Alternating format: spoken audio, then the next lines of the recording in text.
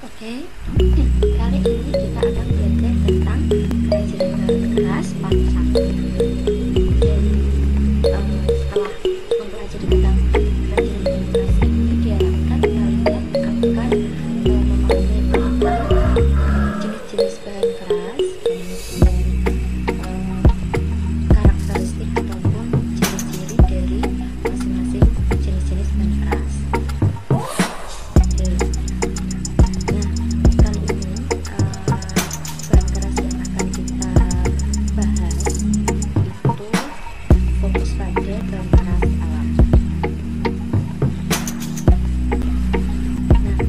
Bisa kalian perhatikan di sini ada gambar alat-alat makan yang terbuat dari kayu, ya, dibuat dari bahan akar jenis lempung, sudah dibuat dari kayu, dan kayu ini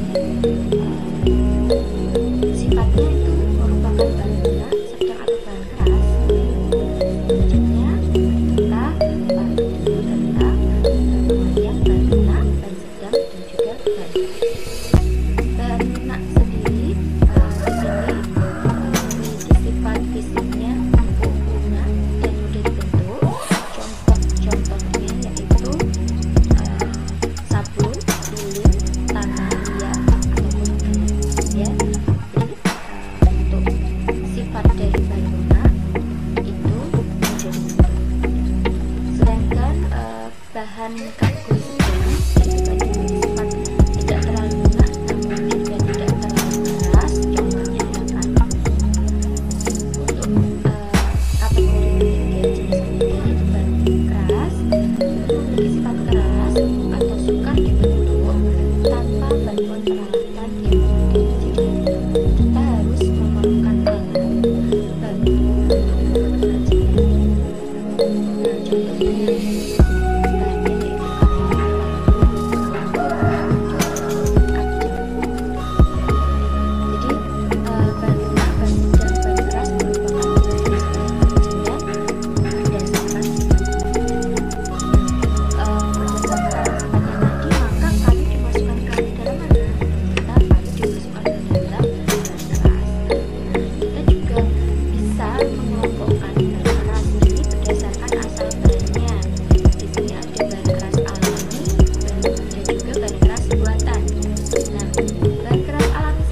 diperoleh dari lingkungan sekitar, ya. Kemudian dia bersifat organik, artinya dia mudah terurai oleh mikroorganisme maupun dia bisa mudah mengalami pelapukan secara alami. Bahan keras buatan di sini merupakan bahan yang biasanya diperoleh dengan cara mengolahnya menggunakan campuran kimia. Ya, untuk contoh-contoh bahan keras alami yaitu ada bambu, kayu, rotan, kemudian batu, itu tersedia di alam.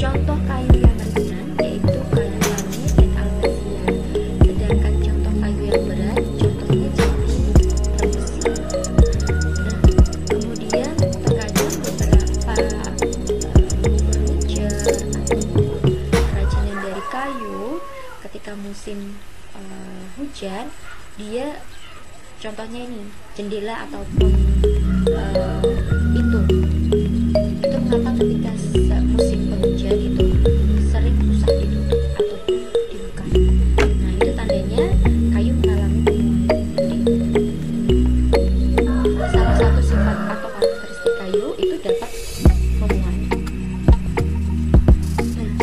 Nah, jadi kayu ketika musim penghujan atau kelembapan udara itu tinggi, maka dia akan mampu menyerap kelembapan udara tersebut, sehingga volume dari kayu itu akan bertambah. Kemudian ciri lainnya yaitu kayu ini relatif awet atau lebih tahan lama jika tidak diserang hama, ya. Jadi dibandingkan mungkin rotan ataupun bambu, kayu lebih awet. Namun tadi beberapa kayu itu tidak tahan dengan serangan hama. Kemudian kita masuk ke karakteristik bambu. Bambu sendiri ada sebutan lainnya, biasanya disebut buluh, aur, ataupun tiru. Nah, ciri bambu, kalau kita perhatikan, kalau bambu itu ternyata dimasukkan ke dalam kelompok rumput-rumputan dan tumbuh bergerak. Bisa kita lihat bahwa daunnya itu pertulangannya itu sama saja. Kemudian batangnya juga sama-sama memiliki ruas seperti itu. Kemudian tengahnya juga memiliki romban, ya. Jadi satu kelompok dengan kemudian dapat dibuat sayatan atau iratan. Jadi kalau ketika membuat kerajinan, biasanya bambu itu bisa digunakan atau dibuat sayatan. Nah, sayatan ini namanya iratan, ya. Kemudian bambu juga memiliki rongga besar, diameternya itu sekitar 1-20 cm, tergantung jenis dari bambu. Kemudian ruas batangnya dengan cukup jelas, ya. Jadi batas-batas antara ruas-ruas ini dia jelas dan menunjuk. Kemudian permukaannya itu halus. Ketika kita menatap amplas, biasanya dia sudah halus. Nah, tetapi di sini dia mudah lapuk jika terkena air ataupun perubahan cuaca, ya, ataupun juga terserang hama sama. Kita ke karakteristik yang oke, sebelum masuk ke karakteristik selanjutnya, ternyata di sini ada cara memilih bambu yang terbaik. Pertama itu adalah pilih yang tidak terlalu muda ataupun terlalu tua. Nah, kemudian potong 2-3 ruas lalu simpan di tempat sejuk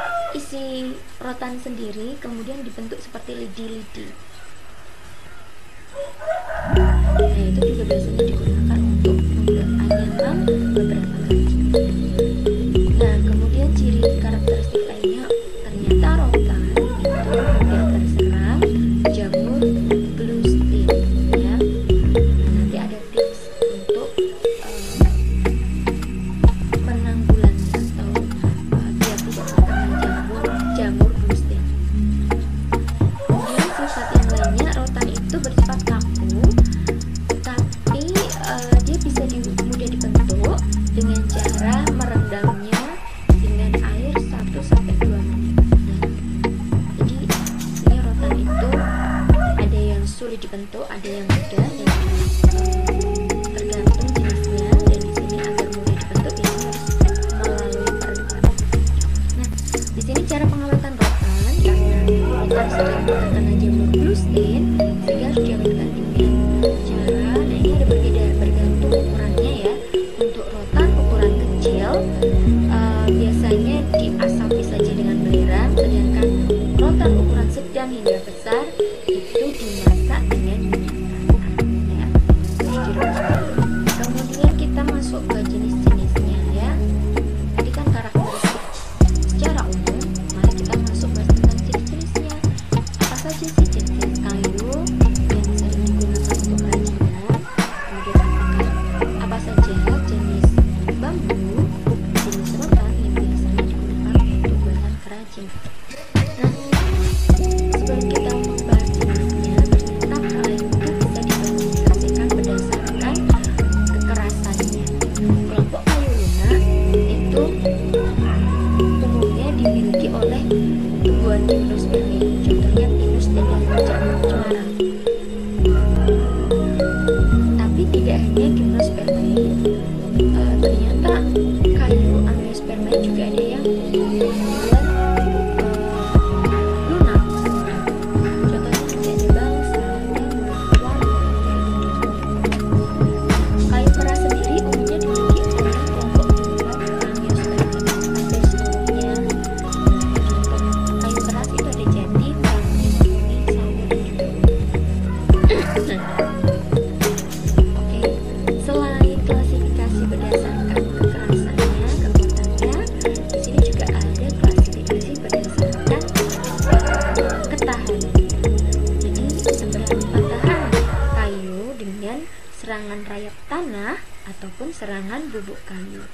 Nah, di sini keawetannya dikelompokkan menjadi kelompok keawetan 1 hingga 5. Nah, yang paling tidak awet itu adalah kelompok 5 karena sangat cepat dan diserang oleh rayap tanah maupun bubuk kayu.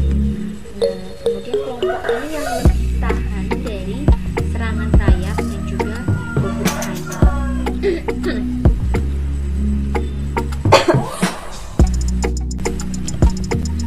Nah, jenis-jenis kayu keras sendiri di sini ada jati, ulin atau disebut dengan kayu besi, kemudian ada songo keling dan eboni. Nah, ini jati, warna kayunya tuh coklat ya, biasanya corak coraknya itu sedikit jarang, jadi antara garis-garis satu dengan yang lainnya tuh agak lebar-lebar. Kemudian di sini kelas kuatnya itu nomor 2, sedangkan kelas awetnya juga nomor 2. Kemudian pengerjaannya mudah dikerjakan, bahkan dengan alat yang sederhana dan teknik yang sederhana, dan juga keunggulannya yaitu tidak mudah luntur. Jadi ini favorit yang biasanya digunakan untuk furniture, kemudian untuk kerajinan yang lain. Kita masuk ke ulin ataupun kayu besi. Nah, ini adalah kayu yang berasal biasanya kita jumpai di Kalimantan umumnya. Nah, teksturnya kasar, kelas kuatnya itu pertama dan kelas awetnya pertama. Nah, sehingga sulit digergaji dan diserut, bahkan sering menonjolkan mata pisau ya. Nah, kemudian selain sukar digergaji, ternyata dia juga sukar untuk direkatkan dengan perekat sintetis. Nah, ini biasanya kalau kayu ulin di Kalimantan sering dibuat sebagai tiang penyangga rumah ya, ataupun digunakan sebagai lantai dari karena sangat kemudian songo keling. Nah, coraknya coklat gelap dengan alur yang berwarna hitam, jadi cantik alurnya berwarna hitam. Kemudian kelas awetnya nomor 1, kelas kuatnya nomor 2. Pengerjaannya agak sukar dikerjakan dengan alat tangan, tapi dengan mesin bisa, dapat diserut sampai halus ya. Nah, ini juga ada kayu eboni, serat kayunya itu lurus-lurus, sedikit terpadu, kemudian permukaannya tuh licin tanpa dipoles, jadi keunggulannya itu licin tanpa dipoles. Kelas kuatnya pertama, kelas awetnya juga pertama. Di sini pekerjaannya memerlukan banyak tenaga, ya. Kemudian dapat diserut, dibubuk, direkatkan maupun diatur dengan baik. Kemudian ada kayu mahoni. Di sini kayu mahoni itu warnanya merah pada dalamnya, ya. Pori-porinya kecil, coraknya juga tidak terlalu kelihatan. Nah, biasanya mahoni ini sangat mudah dikerjakan sehingga biasanya juga sering digunakan untuk bahan kerajinan dan furniture. Namun kadang-kadang ketika dikerjakan itu bisa timbul bulu-bulu halus dan serat yang patah, jadi tidak terlalu halus, mungkin memerlukan finishing, ya. Kemudian di sini ada kayu meranti. Nah, berwarna coklat kemerahan tanpa urat, ya. Jadi biasanya dia tidak memiliki urat garis-garis yang kelihatan jelas. Nah, kayu ini dapat dikerjakan dengan mudah sampai halus, kemudian mudah dipaku ataupun bisa dilengkungkan dengan cara dikukus, ya, oleh pengukusan. Kemudian ada kayu durian. Durian biasanya berwarna merah jambu atau coklat merah, agak gelap gitu, tidak terlalu merah sekali. Kemudian agak kasar, arah seratnya lurus atau berpadu, jadi ada kelihatan seratnya lurus. Nah, ini biasanya juga mudah dikerjakan dengan alat-alat tangan. Kemudian ada albazia atau merupakan kayu sengon. Nah, kayu ini lunak, tetapi tidak mudah untuk di-finishing. Karena apa? Karena di sini karakteristik permukaannya itu berbulu dan berpori besar dan juga mudah dipaku. Itu tadi jenis-jenis kayu. Sekarang kita akan mempelajari tentang jenis-jenis bambu. Di sini ada contoh gambarnya, ada bambu ampus, bambu ater, duri, mulung, kemudian atau mayan. Nah, bambu mulung sendiri di sini ketika segar dia berwarna hijau, tetapi ketika mengering dia agak kehitaman dan kadang agak ungu gelap, ya. Jadi meskipun hijau dia kadang agak gelap ketika dia mulai mengering.